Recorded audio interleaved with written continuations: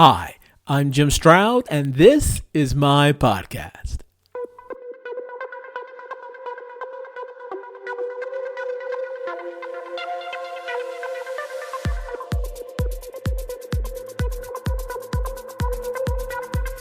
Okay, this is something I would expect to see on a Black Mirror episode. The National Post recently published an article called, "If You Could Erase the Worst Memory of Your Life, Would You?" Scientists are working on a pill for that. And just under that headline, the prologue reads, quote, "Researchers are working on ways to edit memories to make the intolerable bearable by, say, blocking the synaptic changes needed for a memory to solidify." Wow. When I read that, my first reaction is, gee, what could go wrong? Well, I'll tell you what could go wrong and what could go right after this.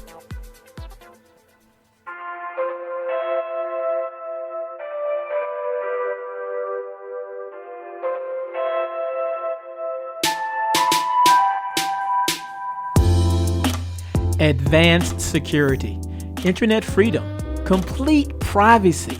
That's what you get with NORDVPN. Imagine NORDVPN as a hack-proof encrypted tunnel for online traffic to flow. Nobody can see through the tunnel and get their hands on your internet data. NORDVPN gives you peace of mind each time you use public Wi-Fi, access personal and work accounts on the road, or want to keep your browsing history to yourself. Try it out today. Matter of fact, you have nothing to lose with their 30-day money-back guarantee. Simply go to jimstroud.com/secure. That's JIMSTROUD/secure, SECURE. In fact, as a special offer to my listeners, go over to jimstroud.com/secure and get your copy of NORDVPN for 75% off. Now, this is only for a limited time, so act fast. One more time, because I'm trying to look out for you. jimstroud.com/SECURE. That's jimstroud.com/secure. Do it now. You'll be glad you did. I found the article very, very intriguing. Essentially, the article described a memory manipulation study by a Dr. Alan Brunette where he used a drug called propranolol, an inexpensive blood pressure pill to dull the effects of bad memories. Here's a quote.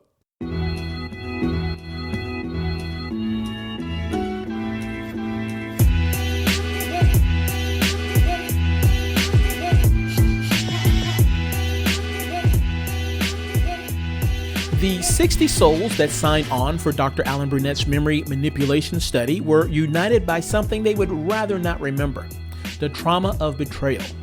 For some, it was infidelity, and for others, a brutal, unanticipated abandonment. It was like, "I'm leaving you goodbye," the McGill University Associate Professor of Psychiatry says. In cold clinical terms, his patients were suffering from an adjustment disorder due to the termination, not of their choosing, of a romantic relationship. The goal of Brunette and other researchers is to help people like this, the scorned, the betrayed, the traumatized, lose their total recall, to deliberately forget. Over 4 to 6 sessions, volunteers read aloud from a typescript they had composed themselves, a first-person account of their breakup with as many emotional details as possible, while under the influence of propranolol, a common and inexpensive blood pressure pill. The idea was to purposely reactivate the memory and bring the experience and the stinging emotions it aroused to life again. How did you feel about that? They were asked. How do you feel right now? And most importantly, has your memory changed since last week? The investigators had hypothesized that 4 to 6 sessions of memory reactivation under propranolol would be sufficient to dramatically blunt the memories associated with their attachment injury. Decrease the strength of the memory, Brunette says, and you decrease the strength of the pain.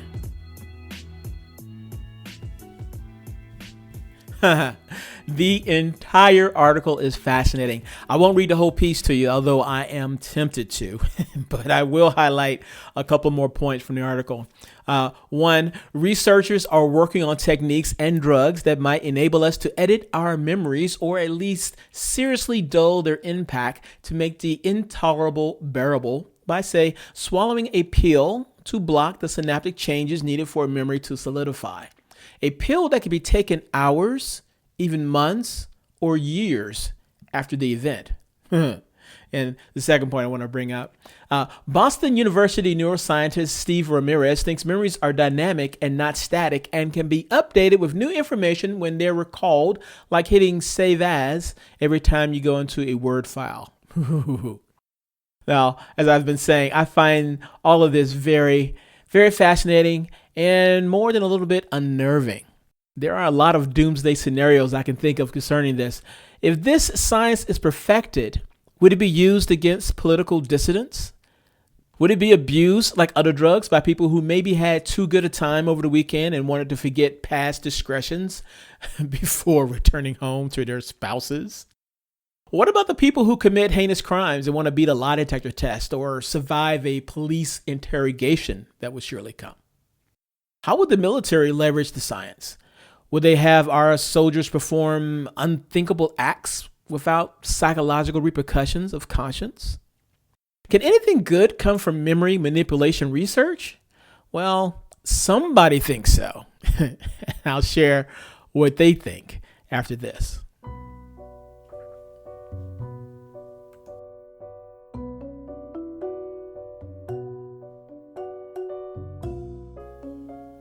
Entrepreneur Kylie Jenner makes an estimated $1 million per sponsored post on her Instagram, which makes her the highest paid celebrity influencer on the social media platform, according to the 2018 Instagram Rich List compiled by Hopper HQ, an automated Instagram scheduler.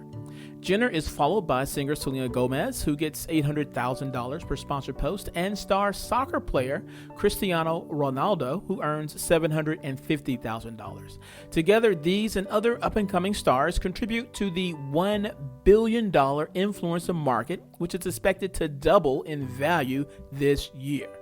Now, all that is great until there is an Instagram bug and you lose over 1 million followers, which happened to Kim Kardashian, Justin Bieber, and several others. If it could happen to them, it could most definitely happen to you.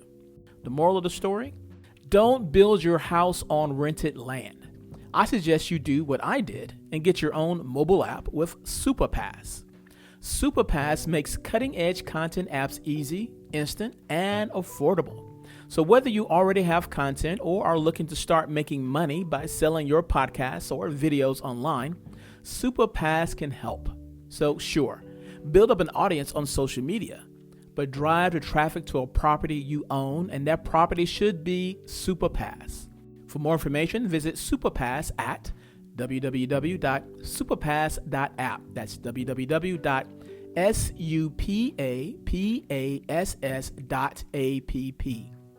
SUPAPASS.app. And be sure to tell them Jim Stroud sent you. Dr. Judy Isles, professor of neurology and Canada Research Chair in neuroethics at the University of British Columbia, said something that really resonated with me. Quote, "Without good and bad memories, it's hard to imagine how we would know how to behave." End quote. Something I thought was a very valid point. Dr. Isles presses that point in the article. Here's a quote.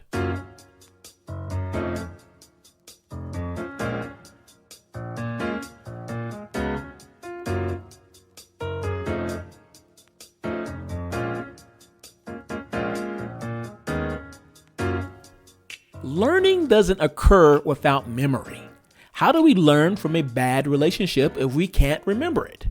And so now, if we pre-select what memories stick and don't stick, it also starts to be like eugenics of memory, Isles says. We ought to think carefully about that. She, Isles, has absolutely no qualms about using memory manipulation for people suffering desperately from post-traumatic stress disorder.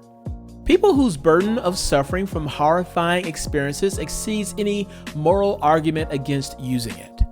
To me, A PTSD that is profound and debilitating is like a disease of any other, and to the extent that we can have an intervention that treats it, we should vigorously pursue it.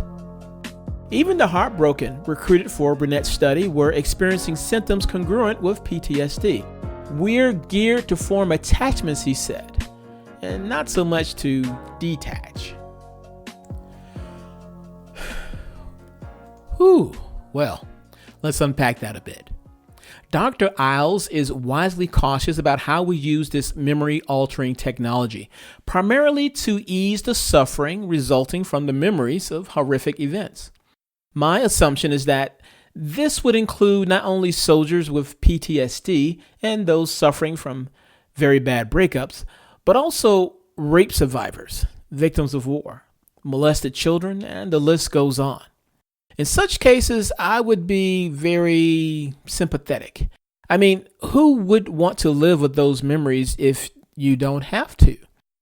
And yet, there is the argument that we are our experiences, and if you remove our memories, for better or worse, then you remove the possibility of becoming someone you are meant to be.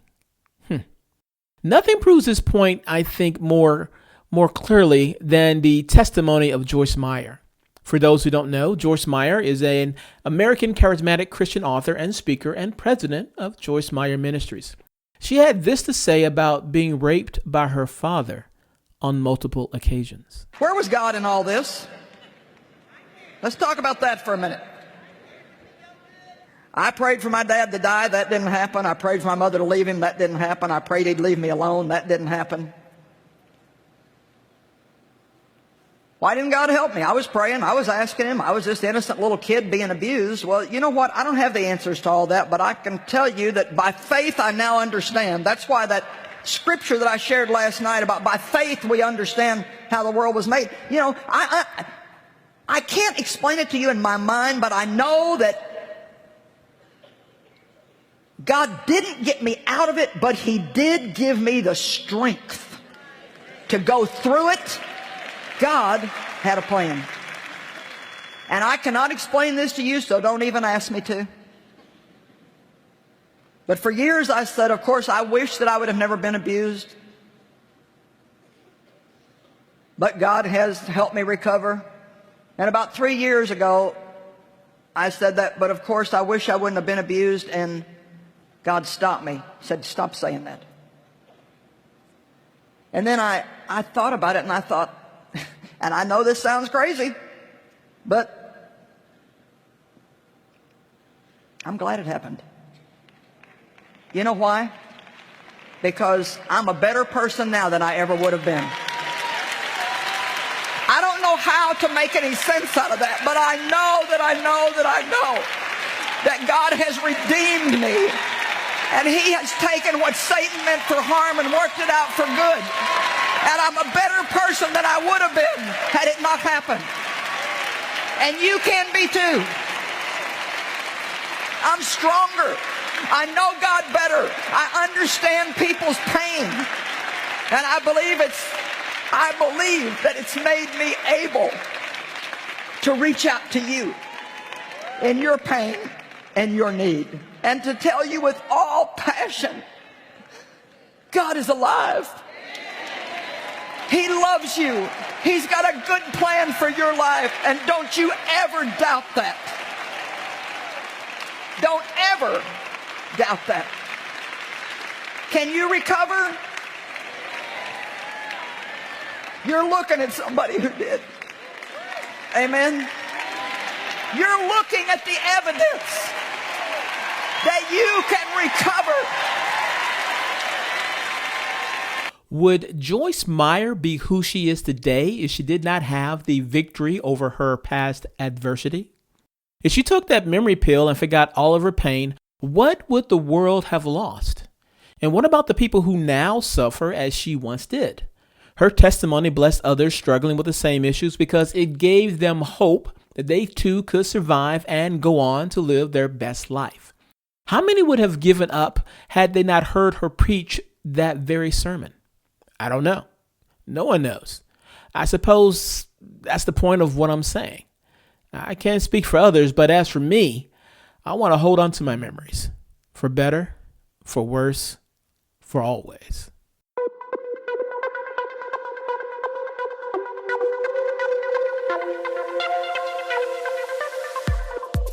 If you love what you heard, hate what you heard, or don't know what you just heard, I want to know about it. You can leave a comment concerning this podcast on my website at www.jimstroud.com. In addition to finding source material and related information for this podcast episode, you'll find other goodies that I hope will make you smile. And if you have not already, please subscribe to my website. Your continued support keeps this podcast train chugging down the track.